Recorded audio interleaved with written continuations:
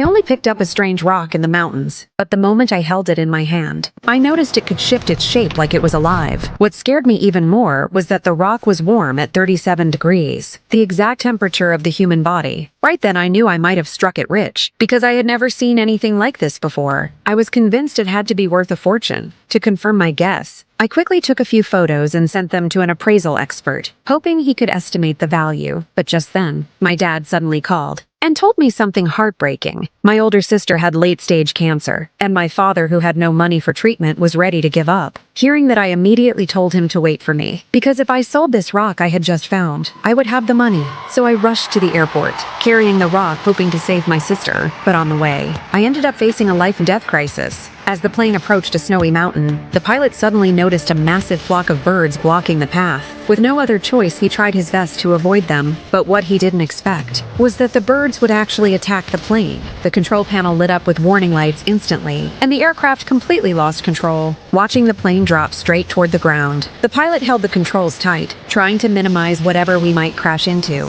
The next second, the plane slammed into the mountain. Luckily, when I woke up, I only had a few scratches, but the captain had a huge gash across his stomach. To survive, I immediately got out of the cabin and shouted for help, but no matter how loud I yelled, there was no response in this deserted forest. So I had to return to the cabin and try the radio, but there was nothing but silence. With no other option, I pulled out a compass and a map and pinpointed where we roughly were. When I learned the closest road was 50 kilometers away, I fell into complete despair. Because it was the peak of winter, there was no way I could carry the injured captain and make a wilderness escape. That would be suicide. So I grabbed a box from the plane and used a lighter to set it on fire, hoping someone would see the smoke. But in this frozen mountain forest, no one lived anywhere nearby, and this was about to become a brutal fight for survival.